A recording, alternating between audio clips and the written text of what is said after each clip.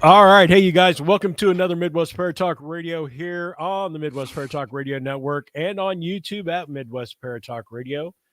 And we want to welcome tonight Peter Robbins joining Deb and I here on NPR. So, welcome, Peter. Thank you Yay! for coming on the show with us. It's going to be an interesting topic of conversation, I believe, and we'll touch, just like you said, just about on everything. So first off, let's go ahead and tell everybody who you are and a little bit about yourself, and then we'll kind of just go from there. Well, I'm an investigative writer who has specialized in the subject of UFOs, now more commonly referred to as UAPs, and their implications for humanity for many years. Uh, I also am host of a weekly radio show, in fact, by definition, that I guess the moment it finishes its live run, it becomes a podcast and gets archived and listened to into the universe. Um, I met Deb many years ago through the late great Bud Hopkins, whose assistant I was at the time. The I guess you could say the father of the serious scientific study of UFO related abductions. Um, when we talk about UFOs, UAPs, uh, flying saucers in the old days, what I'm talking about for the sake of our conversation and the area that's always been the most interesting to me is that narrow sliver because ufology or the study of the UFO phenomena, like any area of science, has lots of subdivisions. And this one deals with those other intelligences, actual beings who are involved in taking human beings and monitoring them, following bloodlines. It sounds so science fiction crazy, except that it's everyday life, not necessarily every day for the people it happens to. But this is completely different than the history of declassified documents or what we call trace cases, where, and Deb's case, many cases, and I have to catch myself every time I use that word case, is the natural word to use for what we're talking about. And it's so dispassionate. We're talking about a human life very Right. often, Yeah. and you know, with respect, um, that many cases involve the analysis of organic material that's come in contact with an anomalous phenomena like a UFO or a being, etc. Um, and this continuing, I don't know, kind of cultural argument of are we alone in the universe, which I think most people at this point realize is very naive. Then there are those that feel, because it's sort of a safer way to have a take on the subject, that they're microbial and, you know, us in our very first stages of evolution, us being beings on this planet. Other people know that they come and go with impunity. Um, the assumption for some of us is that some of these craft certainly are highly advanced technological marvels under intelligent control by beings from otherwhere.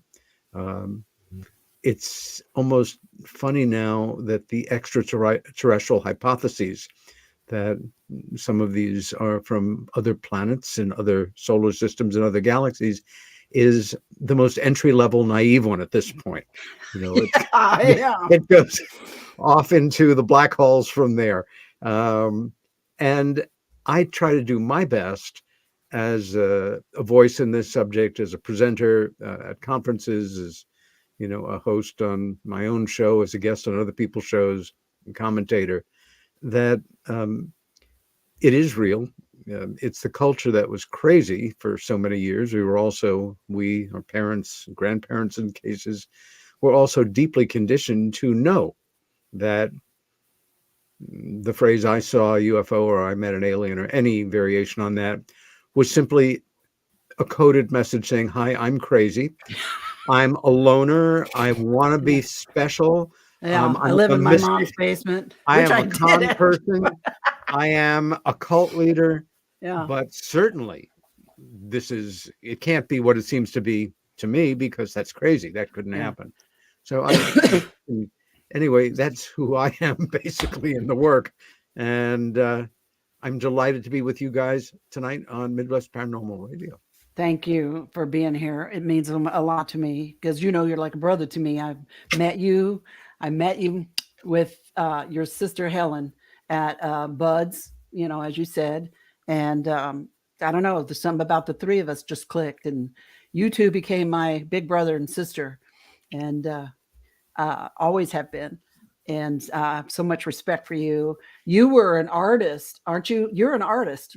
Am I not correct? Well, that was my dream. That was my training. That's what I was doing professionally. And then this memory came roaring back when I was in my late 20s of the sighting that Helen and I had, Mm-hmm. which she fully authenticated in a phone call with slight permutations. And that was what predicated her telling me about her abduction-related memories, this being almost 50 years ago. And when nobody was talking about nothing about that, and there was nowhere to go, and there was Betty and Barney Hill, parked in the corner there, but I had never heard or contemplated. I simply became obsessed with the subject. And although for the next years I continued to teach painting proudly at the School of Visual Arts in Manhattan, to show my work, to be part of the gallery scene in New York, the heart had gone out of it. I still resent it, I have to tell you, on a certain level, because that's all I wanted to do, was be a painter and sculptor and photographer and live in New York and work and make but by the time the obsession was under control, so to say, or it had passed that point of obsession, and it simply was what I was doing more and more. And it kept coming back to the question, Deb, and now it almost seems naive or theatrical, of with no point of reference, with no one to talk to, with no books to read, or I didn't know there was such a thing as ufology. I didn't know there were UFO conferences. We were alone as far as I was concerned, and anybody else who said it was real might be crazy. How did you find Bud? How did you get connected with Bud?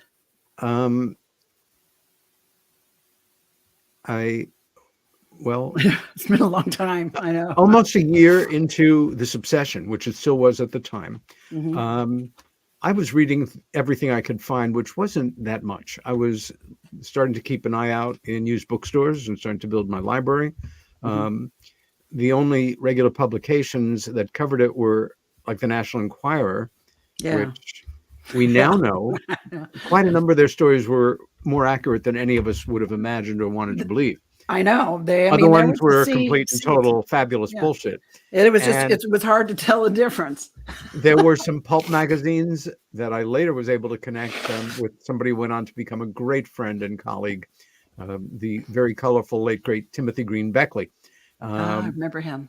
And I was walking by a newsstand in Midtown one day, and the Village Voice, which certainly was not a UFO related publication, it was a lefty weekly, mostly political, cultural, downtown newspaper. And there was a headline on the front page, which stopped me cold, which was, quote unquote, "Sane man sees UFO." And of course I bought it and took it home and read it. One setting like that. I'll tell you, it was the best single article I had ever read on the subject of UFOs. It was a case, and it was about a guy in New Jersey and what had happened to him. And it was written up by a guy named Bud Hopkins, Bud with two D's. And the New York art world, if you're part of it, is pretty incestuously small in many ways. And I remember thinking, I know there's a late period abstract expressionist named Bud Hopkins. Could it be the same guy? And a vague idea of what his work was like. And I just went to the New York City phone book, and there it was. There's only one Bud Hopkins, two D's. And I just cold called him. And Wow. I introduced myself. This, by the way, is in 1976. So he's not even really he's just beginning, his journey. Yeah. And it's 5 years before his first book is published. So this is not his world any more than it is mine, except that two artists have fallen into it in their own ways. And I introduced myself by telling him I was a painter, that I was a graduate of the School of Visual Arts, that I taught there in the School of Continuing Education, and that I had had this sighting with my sister when we were kids, and that my sister seems to have been taken. And his very first question to me in our whole life of 35 years of friendship that followed was, "Tell me about your art." Did not go over well. I Yeah. was coming out of late period conceptual minimalist work after roaring through my paintings and art school education, and he was not a fan, but he was interested in Helen's experience. Mm-hmm. And he invited me to come by for coffee. And a few days later, I showed up at his store on West 16th Street. And the guy That who door. opened that door looked a lot like the Bud Hopkins that many people remember, but with dark hair and a younger face. And up the stairs we went. And you can appreciate this more than most people can, because you know the exact locations, the feel of the Yep. place. And we sat at his kitchen table. His wife April was out, I guess. Grace was at school, and we talked about art, life, and UFOs, which went on, of course, to become the title of his wonderful autobiographical memoir years later.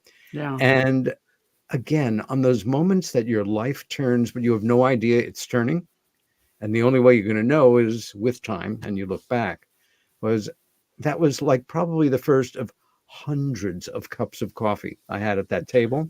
Yeah. And who knows how many shots of Cutty Sark scotch, unless somebody had given him a bottle of single malt. And Bud was the most on scotch. He's a scotch drinker, but he was completely, and like my dad, he had one brand, and that's what he drank. And people would, knowing he was a scotch drinker, would give him, like for Christmas, a nice single malt. I would end up with those, thankfully, or most of them.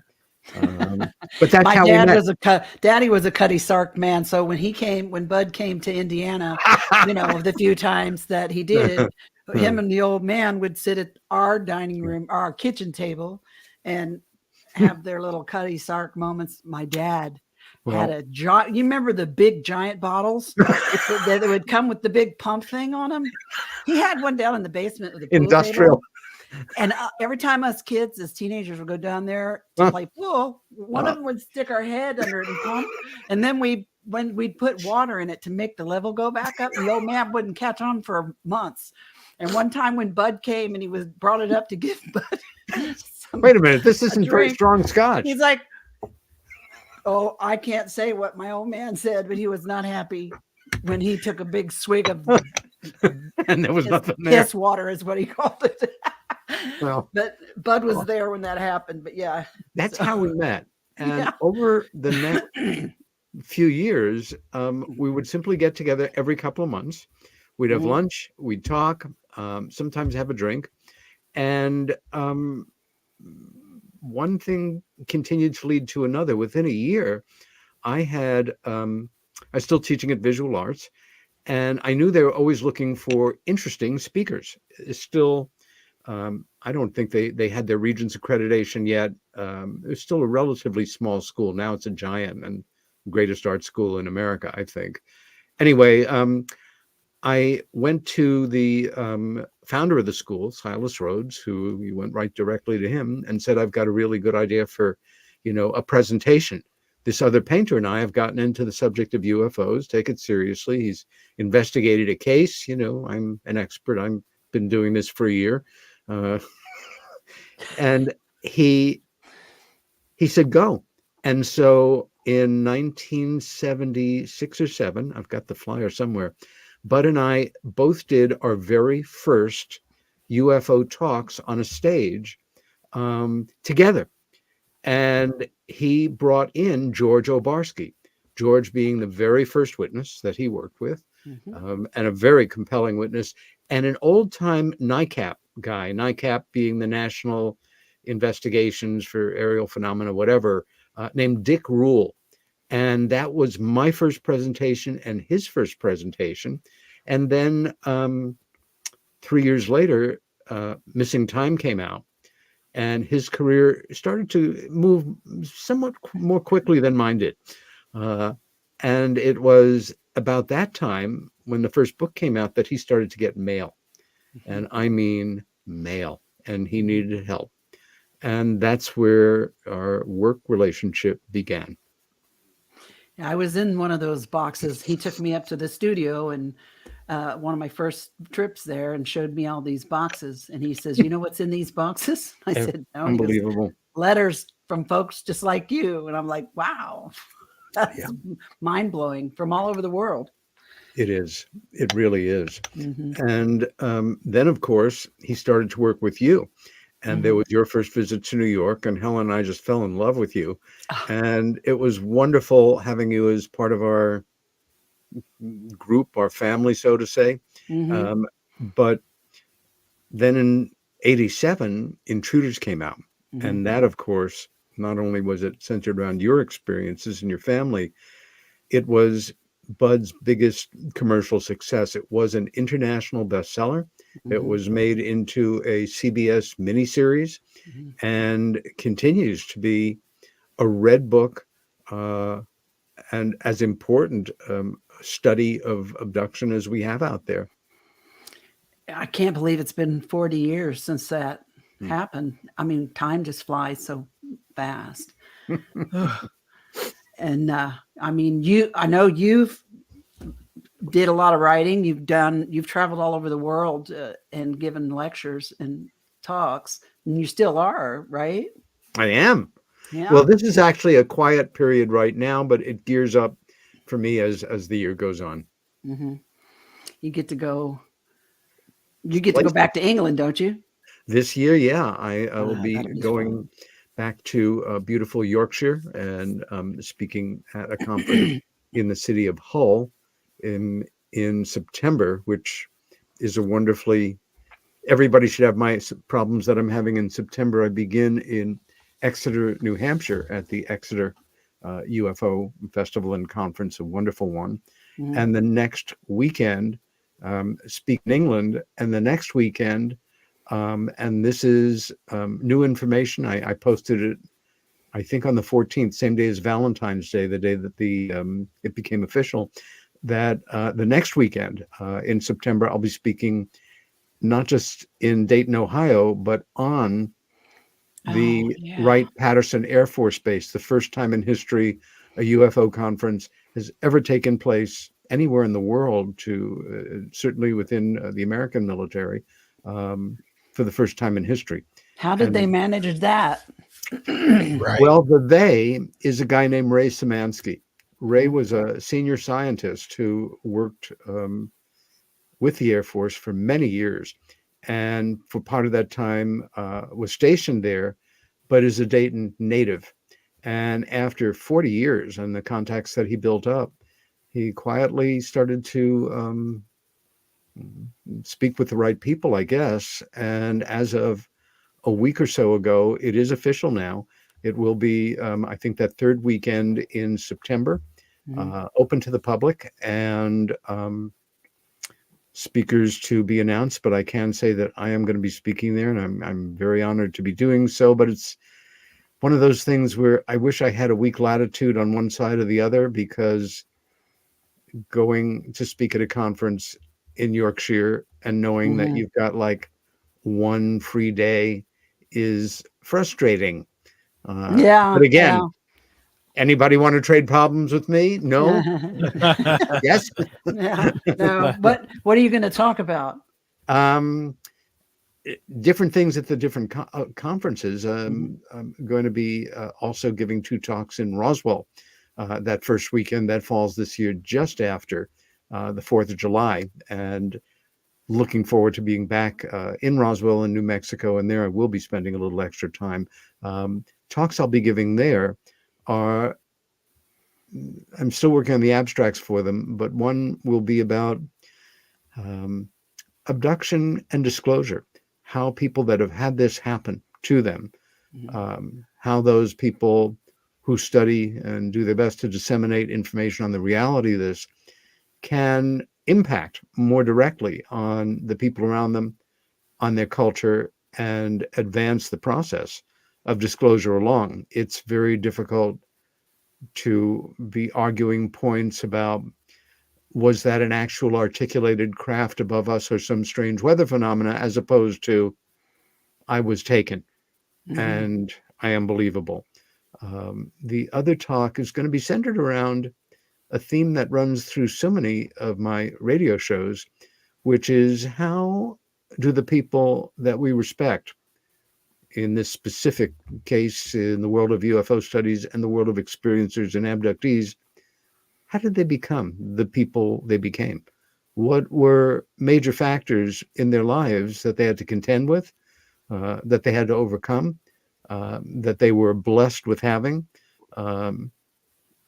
If they're interested in talking about it, tragedies or, phenomenal breaks, and some of the adventures incurred in the course of it. I'm not going to say what I'll be speaking about at the Wright-Patterson conference yet, and that will probably be held up till they print the program, unless they want to get that information out there earlier. Okay. Now, correct me if I'm wrong, and this is pure grapevine, scuttlebutt, however you want to put it. But back in the day, I had gotten some information from a guest on one of the shows that they were moving unsaid items from Roswell and taking them to Wright-Patterson.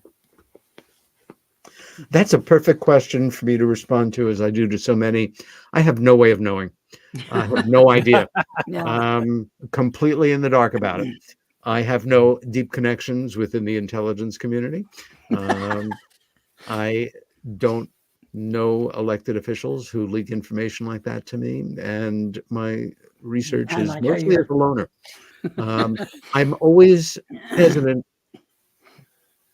to encourage belief in rumors.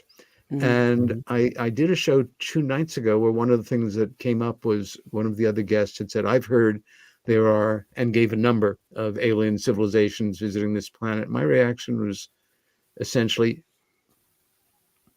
whenever somebody gives you a number, run for the door.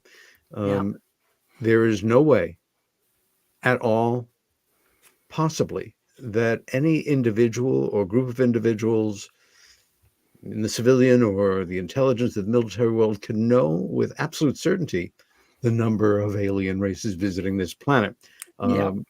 If they say it's 37, well, maybe it's 38, or maybe it's 3,500.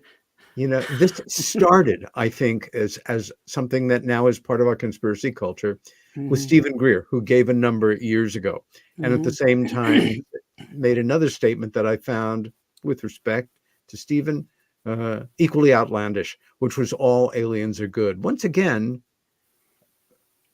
How do you know? I know you have righteous connections, but how can you be sure that they know and that they're not being misled? Or if they not, those that they got their information from, give me a break. This is distractive nonsense that demeans the work, and that, again, it's speculation purely. There's a number out there, and it is what it is, and we can make our guesses or we can have our beliefs, but don't tell me your belief is reality. See, that's the way I think about things. I've been, and I'm probably more vulnerable than you to people coming up to me with this and trying to push it in me or on me or whatever, because I'm an experiencer and not a researcher. But, anytime I see someone who knows where they're from, what they want, what they're doing, who they are, what planet they're from, all that, it's like an automatic red flag to me, because as you know, I didn't go out hunting for this. It happened to me. I'm just trying to live. And so that bothers me. And I don't mean to be disrespectful to people. I like how you say, with due respect. I can't wrap myself into that. Because I was there and I have no idea. I think I say I don't know a whole lot more than I say anything else in the last. It's a 40 healthy years. response. You and me both. Also, there's nothing wrong with responding to somebody like, that's fascinating. Mhm. It may be true. I have no way of knowing. And that's what I do. I'm like, Good luck. And yeah. I wanted to ask, I was glad you brought this up a minute ago. I wanted to ask you your thoughts on this disclosure that's appears to be happening on some kind of a slow roll anyway, but more than, we've seen since I got on the scene 40 years ago. It's kind of almost a little exciting in a way, even though a lot of people are frustrated and they want everything now, but I see where it came from. So anyway, I feel like the people who are experiencers like me and Helen and maybe you, I don't know. No. Um, Although, who the hell Mhm. knows? And I always used to say that to Bud, and he's like, "Oh no, not me." I'm like, "We had to be interested in it to this level for some reason. I mean, this is like the next level interest here. What he did." It's funny. I used to joke with him about that some of his compositions had circles in them. I did too. I said, "What are these circles?" He's like, Yeah, it's a symbol that occasionally does come up, and but I was glad to hear you saying talking about the experiencer within all this, because I feel like we're an important part of this disclosure, and we're being kind of scooched over to the side for all the scientific, big brain guys. And I'm like, that's a mistake, you guys. It's a very important distinction, and you just made it. I think in the enlightened collective mind of those people that move things along in popular culture, in the media,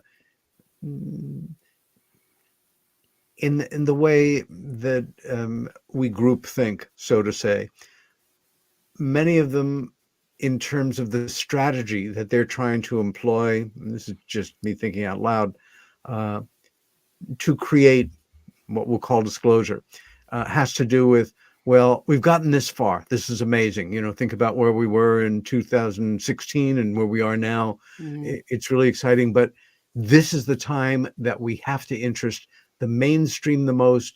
And the thing that's going to scare them away is when they get those firsthand accounts from people who have been floated through windows and ceilings and, ended up in those rooms being examined. And let's get those big Ivy League scientists in here and seemingly credible people with military backgrounds, intelligence backgrounds, keep politicians who are interested in the subject in the news. We'll get to the experiencers.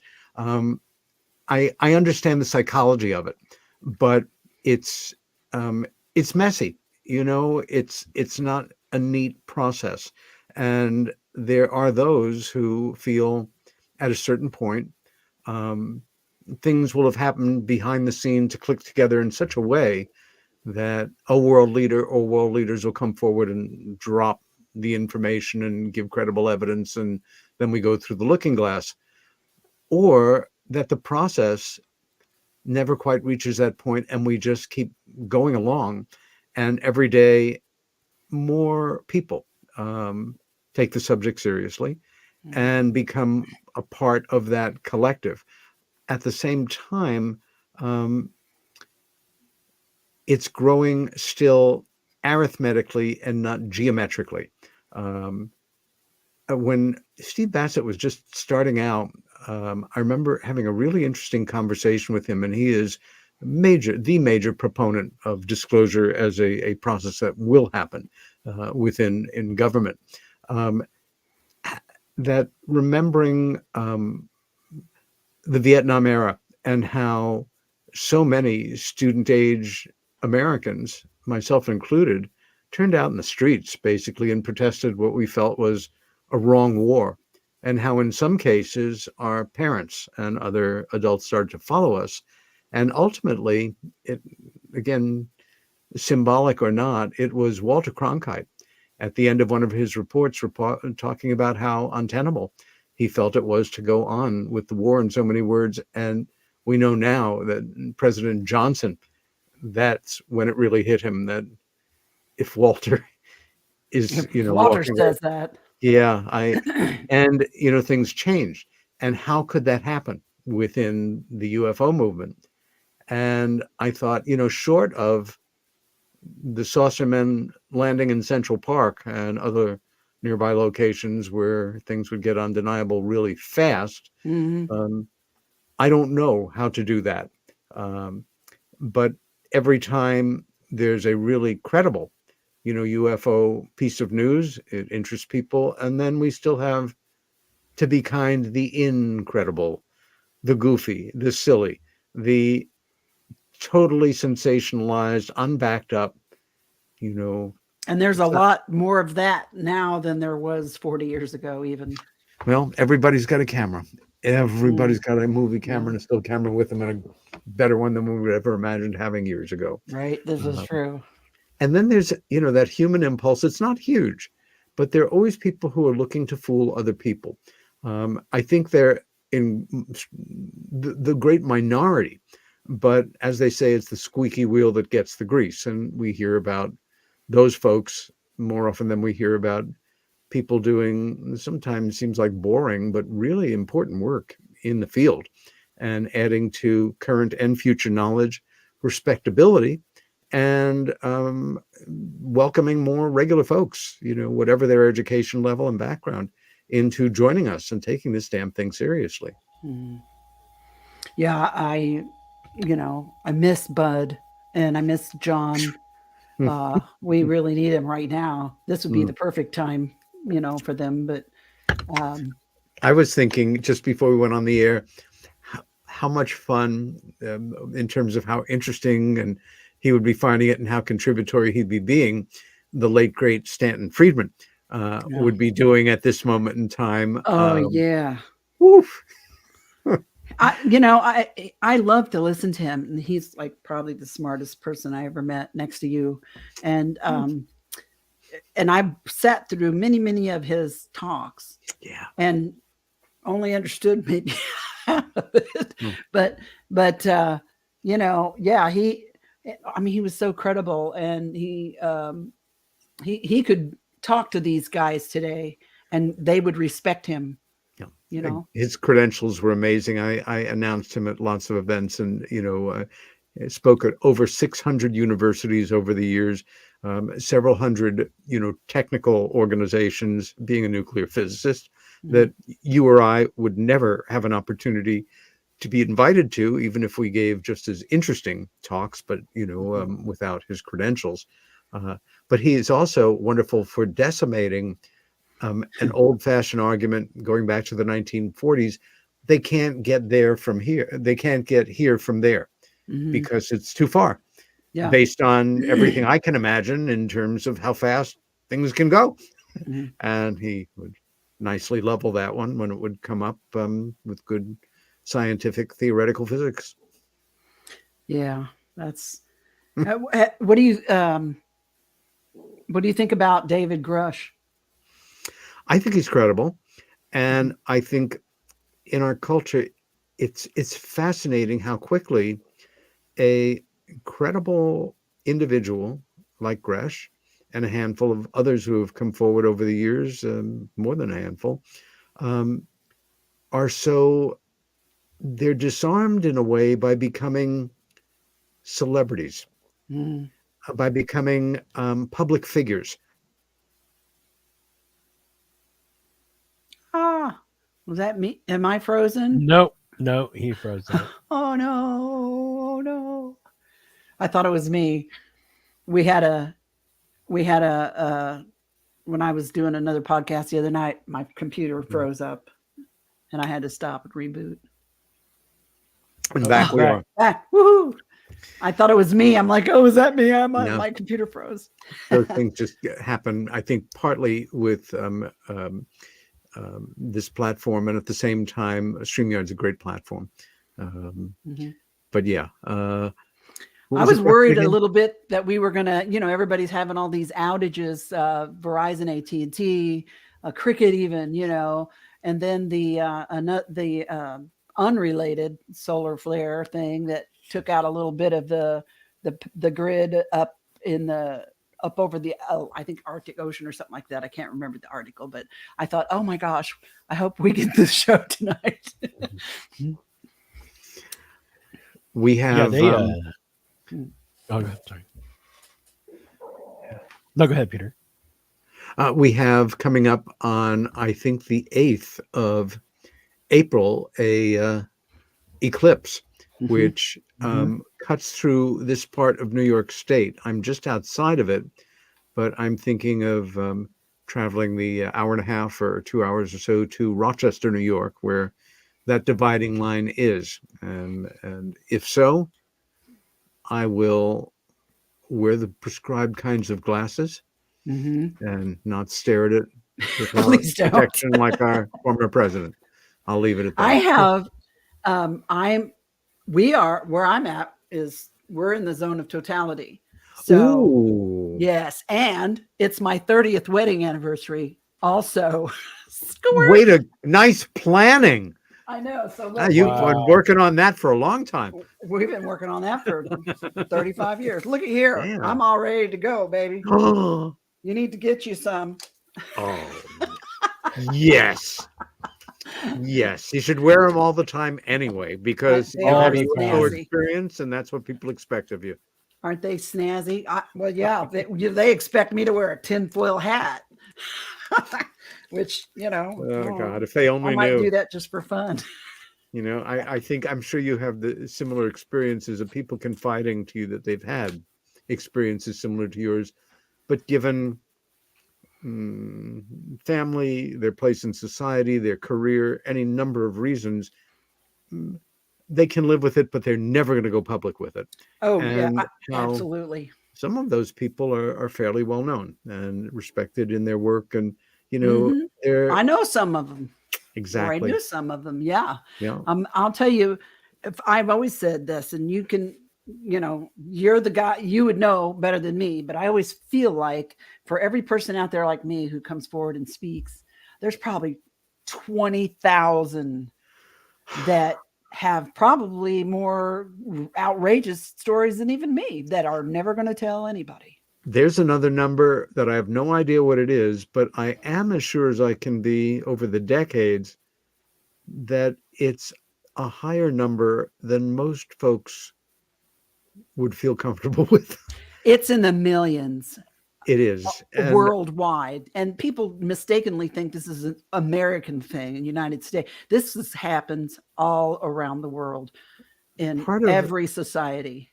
good or bad, I think America, where the cover up also began, and it's Mhm. not out of the question for whatever reasons, because it all started here with, the Roswell Air Base and the 509th, and the only nuclear location, military location in the world, that Mhm.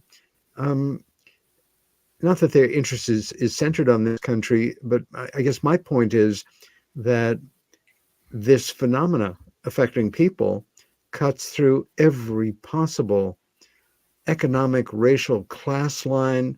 It's just some cultures within the culture are more open to having members. And it's also, I think, in many ways culturally harder for men, Mhm. because the whole loss of power, immobilization, complete lack of control or ability to stand up, Mhm.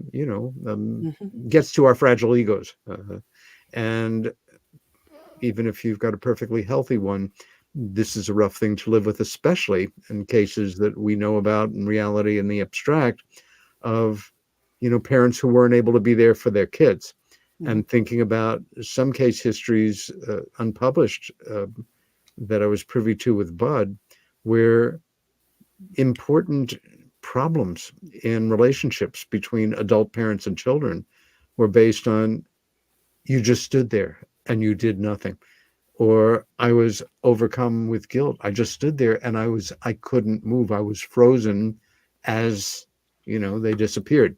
Mhm. Um, And and these are the kinds of things that people go to therapy for, with out not with all the weird, and then they feel like they can't go to a therapist and talk it out and work through those emotions because of the rest of the story.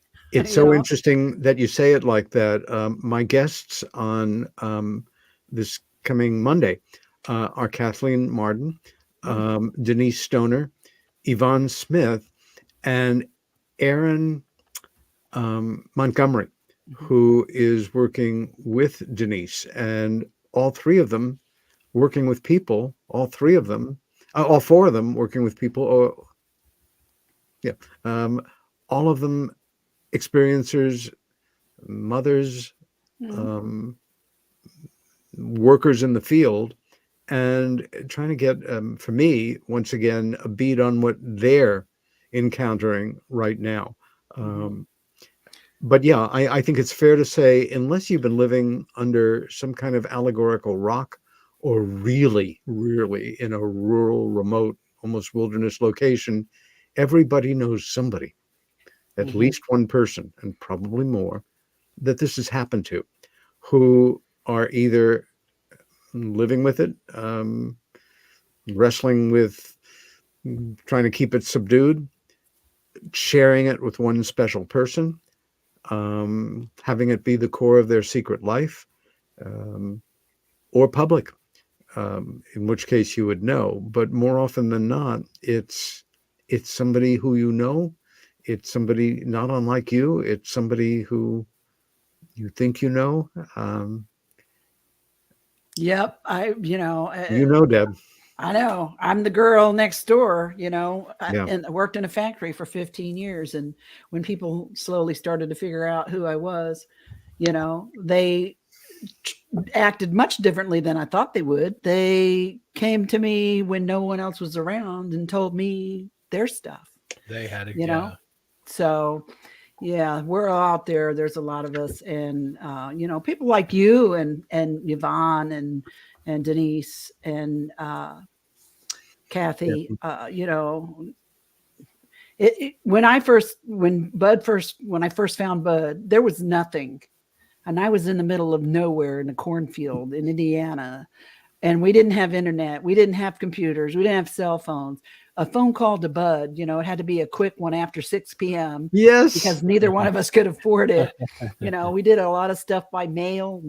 I wrote Yeah. tons of letters Letters. that I felt left drifting. I felt like I was drifting all alone. And then, Mm. with all this new technology and stuff, I'm so thrilled to see folks like you guys, uh, you know, pulling us all together. I'm trying to be a part of that, Well, you to are. pull everybody You are. together in some way, because there's power in numbers. And uh, we we we're going to be a big part of the whole world disclosure thing, one way or another, here People are come here going for. to need to talk to people Mhm, who have lived with this, who have studied it, who have had experiences, who have had sightings, who know other people who have gone through it and the impact it's had on their lives. mhm, Um, kind of waiting in the wings. But you're a perfect example of what I hope we simply see more and more of. Regulation, genuine people from every possible walk of life who have made that very simple but life-changing choice of, yeah, I'm going to be public about this instead of not public about it. And if anybody wants to talk to me within reason, um, or you need somebody to listen to you, um, to a pretty good degree, I'm here. mhm, Um, and for every person like you, um, how that matters. It's again that idea of throwing that pebble into the water and looking at those ripples come back. The importance of speaking to somebody, of being taken seriously by somebody, of being respected. I think it was in 2000, perfect example, 2008. Um, I was speaking along with Nick Pope and others at a UFO conference in Liverpool. And both Nick and I and Bud had received correspondence. Well, Bud hadn't yet, from a gentleman somewhere in England who's a lifelong abductee, had nothing to prove, wrote us both profoundly moving letters. Um, he happened to live in a small town, and he was their lead police officer. And he had a wife and a young son, and he had never talked to anybody, as in anybody, including his wife. Um, and he needed to speak to someone. And he took the day off on some pretext in another part of England, took the train to Liverpool, and at a pre-appointed time, which coincided with a long lunch break, Nick and I headed off to a certain pub where we met him, and we sat in the corner. I think we each ordered a beer. I don't remember touching mine. And he spoke to us about his experiences. And he had notebooks and books of dreams and drawings that I was going to be hand carrying back to America to Bud, which I did. And it made a difference in his life. Not a story I've followed, but I know that it meant a lot to him for us to take him seriously, for Bud to make contact with him, go over the materials, talk to him about it, be there for him, return the materials. You think how many people out there are wishing somebody would come along, or there was somebody they felt comfortable contacting in the spirit of what we're talking about. Mm-hmm. You know, it like Deb was saying, I mean, I can't imagine the amount of people that have had experiences that, for lack of a better term, are just scared to talk about, you know? Sure. And it's messed up. I mean, I was fortunate enough to meet Deb 15 years ago. So, I mean, you guys got way more years on us than her and I.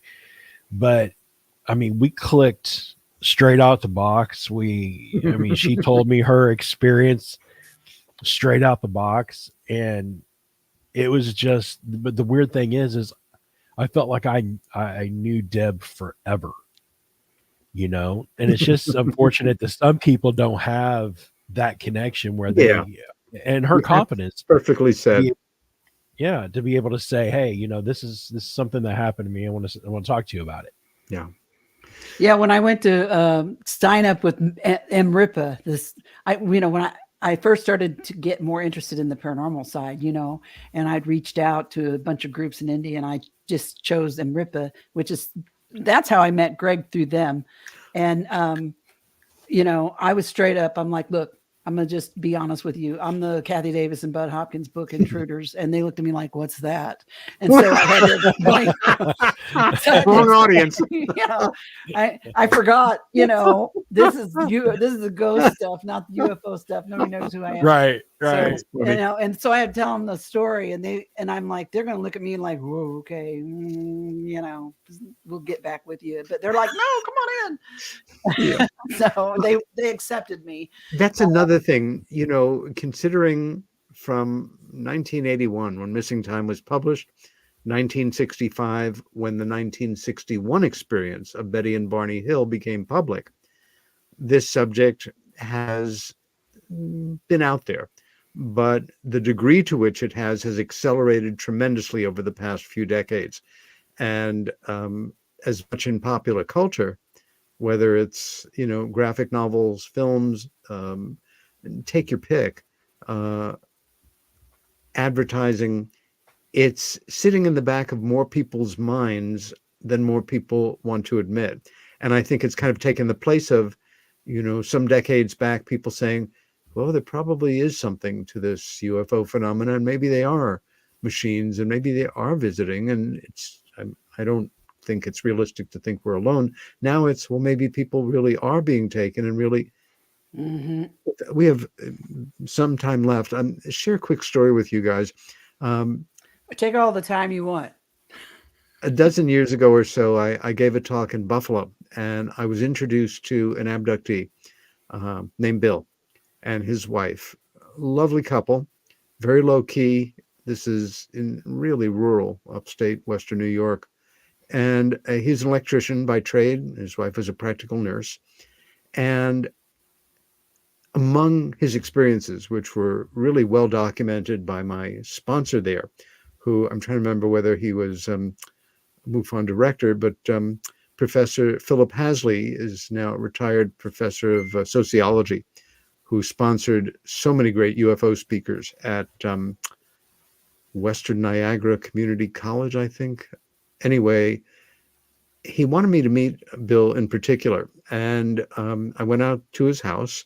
Everything, in the best sense of the word, Midwestern sensible, brand name appliances, everything just so, really nice woodwork, older house, very well taken care of.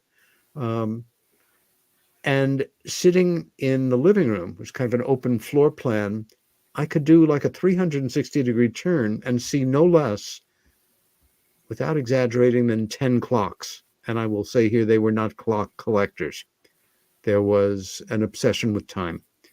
And Really? the story that he told me was, and I went back to that part of Western New York again about 6 months ago to give a talk, and met him again and spent time with him as well. But one night he wakes up and he realizes he's going to be taken. It's happened so many times before. There's a certain feeling to it. His wife is absolutely out cold asleep next to him, glow, and he's starting to rise off the bed. He was sleeping on his stomach, and it's, for him, this is part of the routine of his life. He's about to start going through the ceiling, and he's just starting to share molecules with it, and something somewhere goes wrong.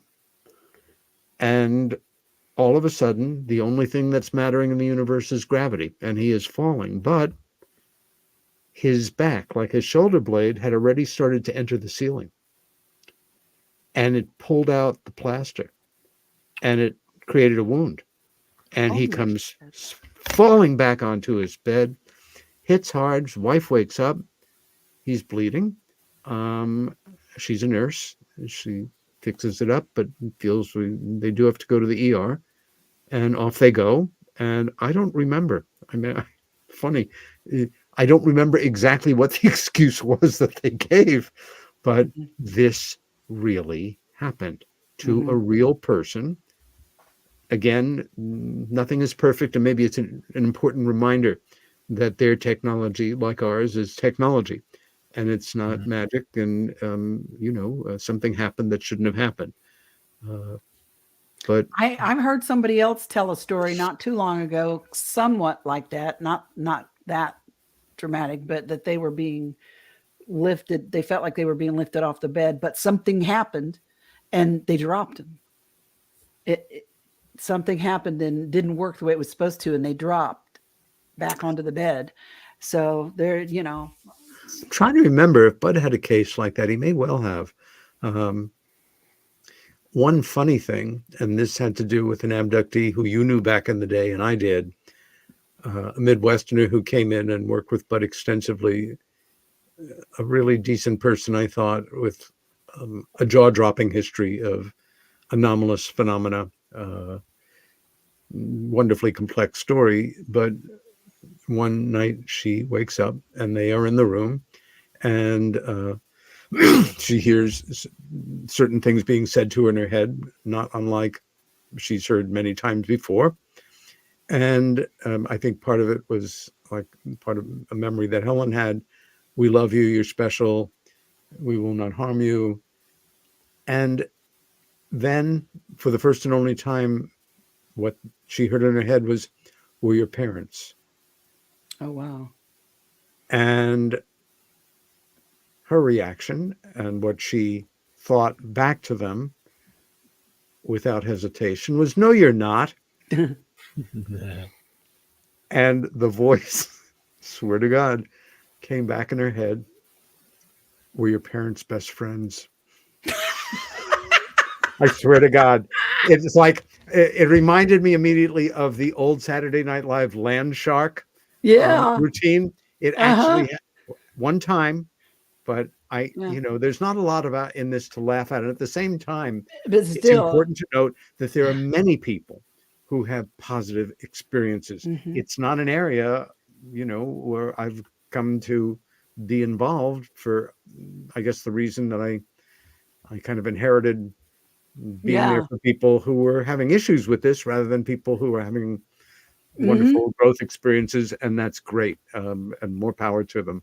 Yeah, I mean, like I always said, Bud was like in the emergency room of this Yeah, whole phenomenon because he got people like me that were tore up from the floor up. I was not able to function, yeah. and he helped me. I So to be Very jaded a important. little bit and think of this as a negative thing, and I did too. I mean, I was terrified and stuff, but I have changed. I remember Bud saying to me, don't give them credit for something that you are able to do, with your mind, your psyche, your strength, Yeah, which is true. And yeah. I appreciate that he always reminded me of that. But on the flip side, I always felt as if I had been set on a different path and it was intentional. So I can relate to you. You haven't had that much experience with the more positive stuff, and I haven't had a lot of negative experiences for years. Most of mine have transitioned from physical to, I say, metaphysical. Like more in my head and things like that. But and I find a lot of people my age are in that kind of part of their journey. Yeah, Uh, fair enough. but I, do you still research or investigate cases anymore, or um, I'm that's a good question. I would put it this way, that I'm available to people to speak to as a rule, um, and wherever possible to direct them to an individual or group who can be of direct assistance to them or help them with whatever specific they're looking for. And it can be in any number of directions, from seeing or contacting somebody like Yvonne Smith or uh, a Denise Stoner, or just an information source where they can learn more about it. In some cases, a reading list, or a Facebook group, or friends who are open to talking about their experiences, etc. But not actively. I get some time back, I realized I'm not getting what I used to get, understandably, out of investigating a case. I mhm, think I've learned everything. That's a ridiculously arrogant thing to say. I think I've gotten everything I can get for myself to be of value to others mhm, out of looking into new case material, as opposed to drawing on my life experience and the decades I've had in the work. mhm. Uh, but I can't not be interested in breaking stories that are intriguing enough, and you know um, should be out there, because they help to underscore the reality and the seriousness and the genuineness of these types of events. And that leads me to my final question. I don't know if Greg has any, but mine. Are you planning on writing another book? Uh, because I know there's so much information in your head. I want to get to it. Are you writing another book? Are you planning to in the future?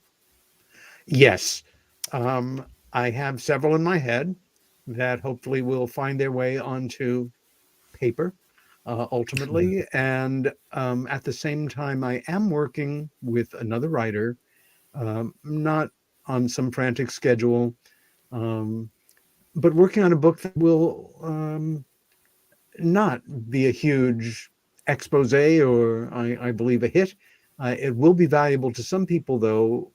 Essentially, what we're coming together with is a guide to major cases, experiencers, abductees, researchers, for serious beginners.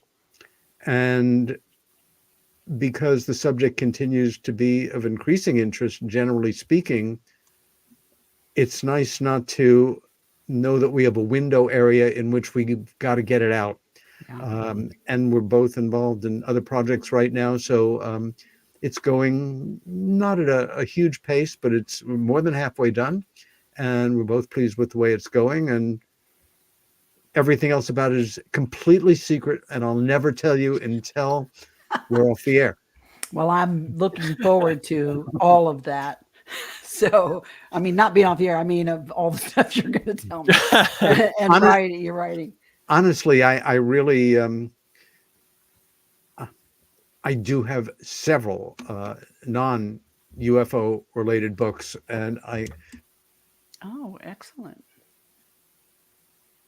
Peter is even think about writing them until you're done with UFO related writing, and you've got to write a memoir, and you've got to write this, and you've got to write that, and I don't know, but well, you're such a wonderful writer and eloquent speaker, and I mean, I could listen to you talk all day, and I love you. I feel smarter just by listening to you. You remind me, my good friend Tim, who has a wonderful sense of humor, better be a sense of humor, because Robbins, I would pay you to stop talking. My dad used to say that, and that's why I stood up on the stage for the first time. In my head, I'm thinking, I can hear my old man in the back. Shut up, kids, have you seen and not heard? And I'm like, looky here, Dad, these people are paying money to actually hear me talk. Damn, got that going on in my head. So you go, girl. But so I'm so glad that you came and hung out with us for a little while tonight. I've had a great time. I learned a little bit more about you. I've known you 30 years, 40 years, and I learned a little bit more about you tonight. Invite me back and you'll learn even more. Ooh. That's okay. I'm going to take you up on that. As long as we got the same pay agreement, that check is in the mail, I know. And once it clears with my bank, I'm ready to come back on the show. Oh my goodness. Well, as long as it came from Deb's bank account, because I'm broke. Mine ain't looking too healthy right now either. I am going to get my tax refund pretty soon, though. I wish you luck with the relaunch of your show. I'm sure it's going to build an audience in no time. And again, whenever you're stuck for a subject, bring me back in, Coach. And if you ever are stuck for a guest, you just give me a holler, because I just love talking to you. Count on it. Count on it. Awesome. Well, tell people where they can find you, Peter. Best places to find me right now is on Facebook. And believe it or not, there is more than one Peter Robbins in the Facebook universe. I know, I'm shocked too. I'm the one listed in Ithaca, New York, although I'm just outside of Ithaca, New York. Website hopelessly under rebuilding. Otherwise, listen to my radio show. It's Meanwhile Here on Earth, and it's broadcast on KUNX Digital Broadcasting, 7 to 9 on Monday evenings for me. And you can listen and watch all the back shows I have done with KUNX by going to their archive, and on all the platforms that carry you guys, and maybe even some more, you can find the programs, audio versions of the programs I did at KGRA, and that's about 300 hours worth of listening. So you'll be bored silly after a while, but it's there and it's free. And it's a great show. Everybody needs to go and check it out. So thank you so much for coming.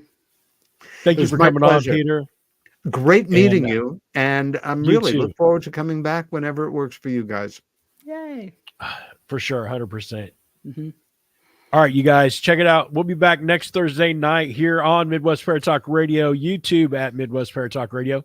We hope you guys have a great week, and we'll see you next week at 9 East, 8 Central. I got that shit right. What? All right, you guys, we're out.